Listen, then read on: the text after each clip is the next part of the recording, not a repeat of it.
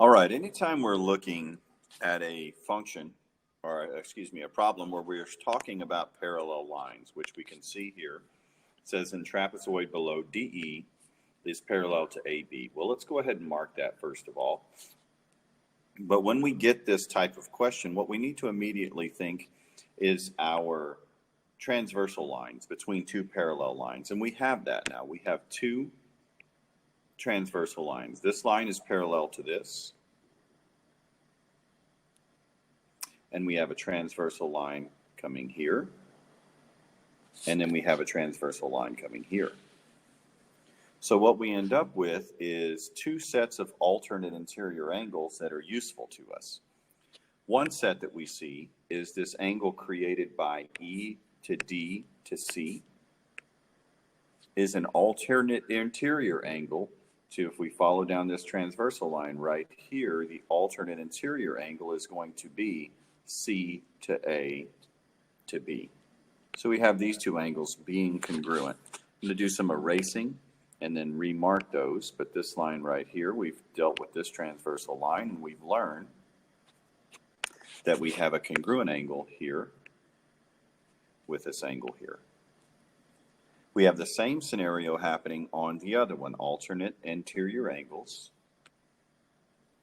Angle DEC is congruent to angle ABC. So we have two congruent lines happening there because our lines are parallel. Remember, the definition is alternate interior angles on parallel lines are congruent. So what we end up with is these congruent parts to the triangle. Then we also know, of course, these vertical angles at the center are always equal, regardless whether the lines are parallel or not. That's what we have. Now I'm going to create a congruent statement for myself, starting with triangle A. I said congruent, I meant similar, because we don't have evidence that these are congruent. But triangle A to B to C is similar to angle, again, pay attention to your congruent lines. A is equal to D, so D needs to go first in the other triangle. B corresponds with E, and then of course C corresponds with itself because of the vertical angle. So what we have here is a similarity statement. Triangle ABC is similar to triangle DEC. So when we see our measurements of CE, and I can label this on the thing as well, we have this triangle. This is equal to 25. AC is equal to 49. And AB is equal to 42. And lastly, DC is equal to 35. Now, the only corresponding parts we have on this would be the ones that are listed in the same order. So DC, first and third, we have here. And AC, first and third, we have listed here. So those have to be part of the proportion that we're going to create. They can be on opposite sides of one another, or we can put them over one another. I'm going to go ahead and put them over one another. So side AC, 49, corresponds with side DC from the other triangle as my numerator there. Now, depending on which side I want to solve for next, in this case it says I do want the measure of CB. CB is this measurement here, so we're going to put a question mark there, or we could put an X, that would have been smarter.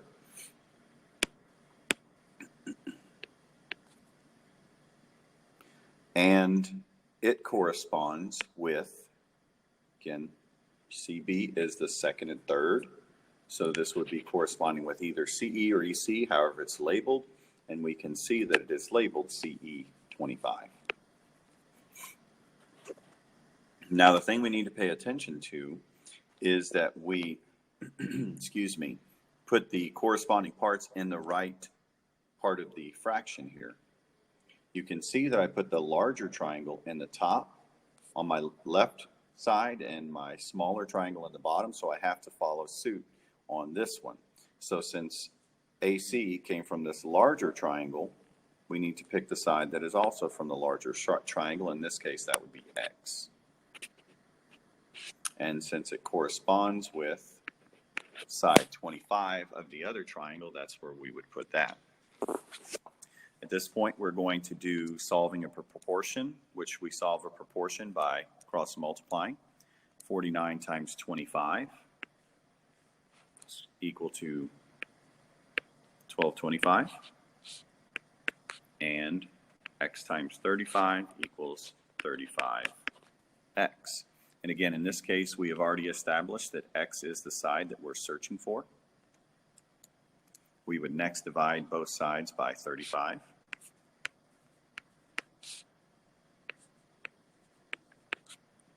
And 1225 divided by 35 is 35. And remember, we said earlier that CE was the value that we assigned to, or excuse me, CB is the value that we assigned to letter X. So we are now knowing that CB is equal to 35.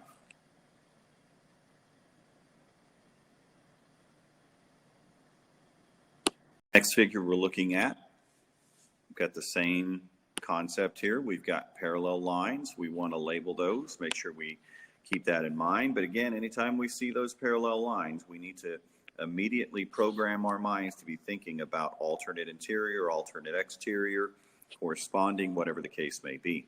But again, we have two transversal lines crossing two parallels. Here they are. We obviously know that angle C is equal to itself. We have two triangles here. We have a smaller triangle, and then we have on top of that a larger triangle right here. And we're trying to first establish that they are similar, because we need to know that they're similar before we can do any of these rules. We know that angle C is equal to angle C. I'm going to now prove the other parts. Again, on this yellow transversal line that I have over here, these are corresponding parts. We would consider this the top right of this transversal, and so is this one. Those are corresponding angles, that's why they're equal. And then angle E, for the same reason, corresponds with B, so it is also equal. I'd like for you to get in the habit of making a congruent statement. Larger triangle, ABC, is similar to triangle, well, A corresponds with D in the second triangle, B corresponds with E, and then C is itself again. So there's our similarity statement. Now we can label these parts as we go along. We see that AB, we're told, this is this bottom figure here, is 33. DC has a measurement of 30. AC, which is this larger side right here, has a measure of 55. And we're looking for the measure of DE, which is the segment here. So as long as we put our corresponding parts together, we'll be fine.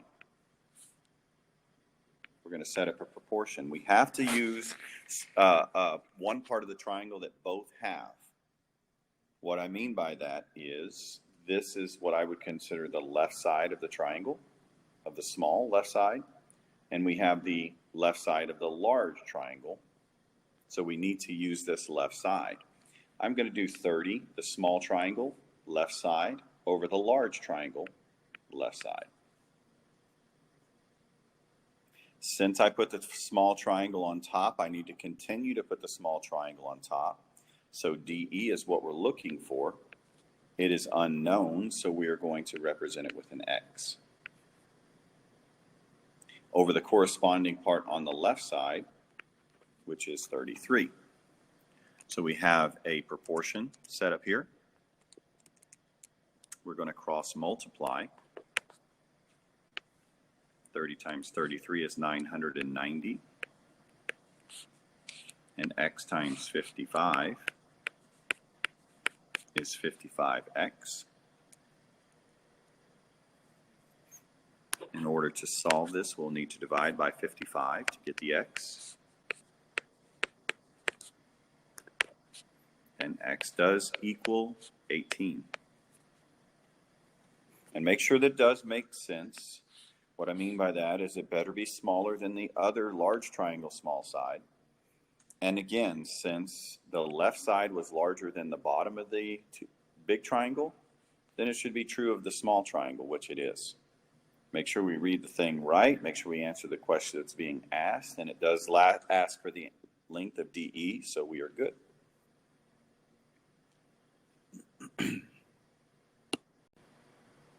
All right, as we take a look at this particular one, what we end up having is really no information, but we can still figure this out on our own.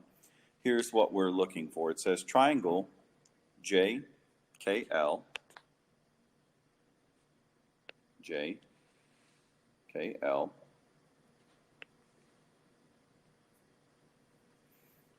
is formed by connecting the midpoints of the sides of this triangle GIH. This is the larger one, G to I to H.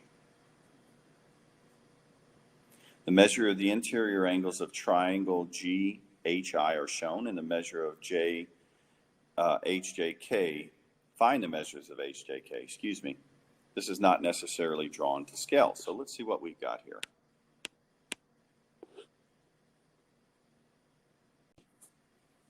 So what we end up with this being the midpoint, it doesn't even matter what the lengths of these sides are. This is cutting it into equal halves. Here is being cut into equal halves. This is being cut into equal halves. But if we have two lines that are the equal distance from where they from either side, then what we end up with is parallel lines.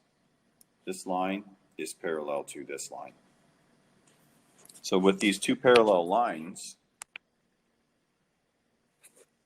crossing just like this, we know we have several correlations between corresponding alternate interior. What we need to find is the angle that we're asked for. We're asked to find the measure of H to J to K. So we're asked to find the measure of this angle right here. Well, here's our transversal line crossing through two parallel lines, which means these two angles are corresponding. So if this angle is 41, this angle is also 41 degrees. So that's what we would have for angle measurement H to J to K, 41 degree angle measurement.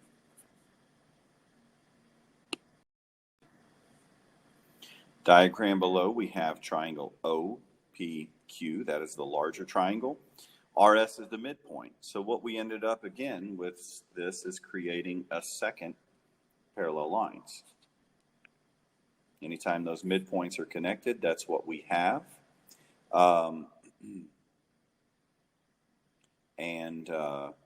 We have measurements for RS as a measurement of 18.4 minus 4x, excuse me. OP has a measurement of 9 plus 7x. And we're asked to find the measure of OP. So that's what we're looking for on this one. Well, think about what we have here. We do have similar triangles because just like we learned on the last question, since these lines are parallel, these two angles are going to be corresponding, which makes them equal, and these two are corresponding, which makes them equal. So we have a similar triangle. They're clearly not congruent because we have a considerably smaller one. But think about what this is as far as a scale factor. Regardless of what number I put here, if it's a midpoint, the other side is going to be the same. So QS is going to be equal to SP, which means, segment addition postulate, QP is equal to 2x, So what we have here is a scale factor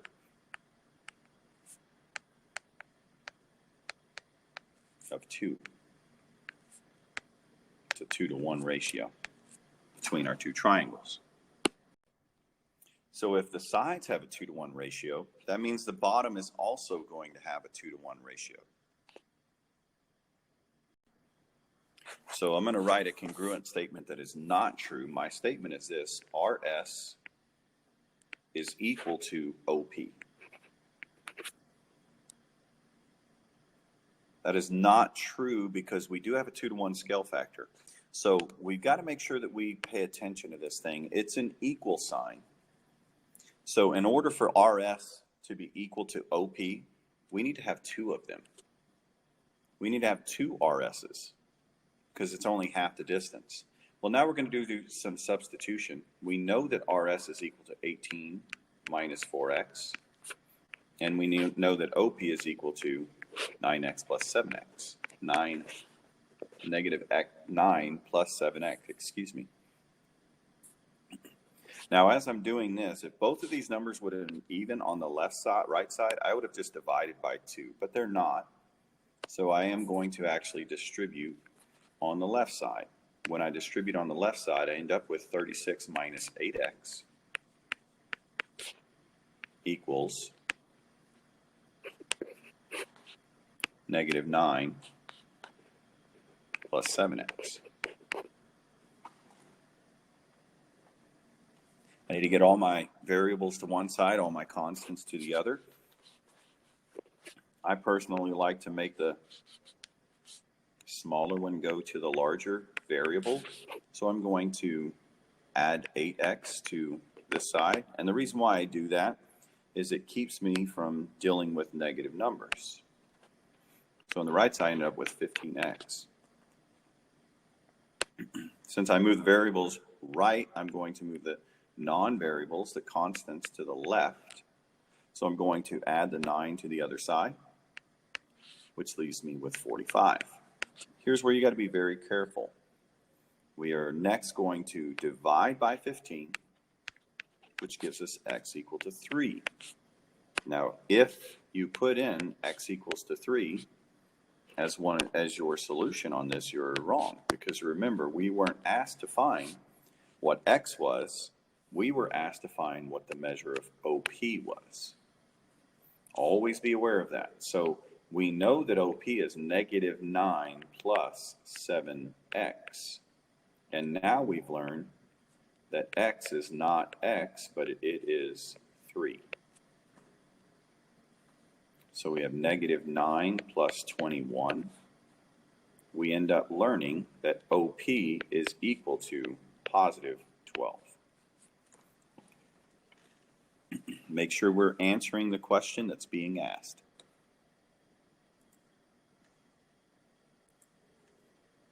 And then the last thing, we again see that we have parallel lines. ST is parallel to OP. So again, corresponding angles. This side is equal to this, so therefore this angle is equal to this. A right angle is obviously, this one didn't even need to be marked. But a right angle is equal to a right angle, and of course this side is equal to this. So my congruent statement would be RPQ is similar. I said congruent again, but I was wrong.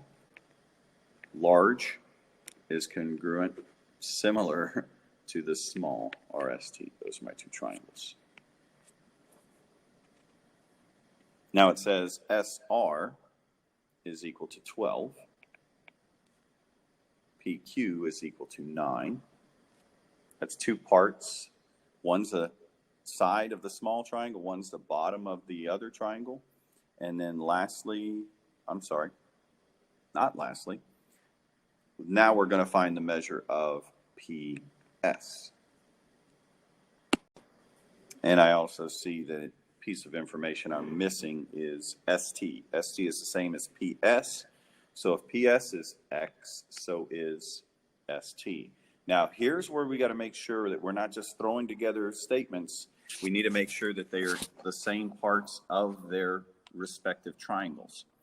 Now, one that's kind of easy to tell is we have I would call this the bottom of the triangle, even though it's right there on the top. 9 and x clearly correspond. So I'm going to set up a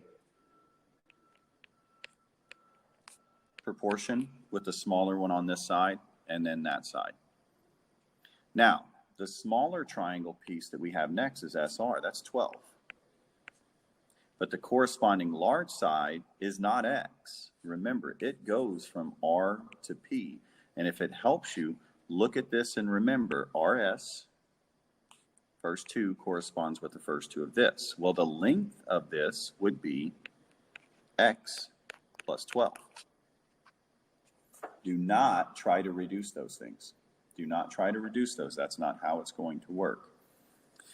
So we are going to again cross multiply, and we're going to get a nice little factoring review for you here. And I'll even show you on the calculator possibly later how we solve this. So this is a quadratic equation. Way back to Algebra 1. Well, in order to solve a quadratic equation, what we need to do is get everything to one side. Whether you're going to use the quadratic formula, whether you're going to graph, whatever you do, that's what you have to do. So I get everything to one side.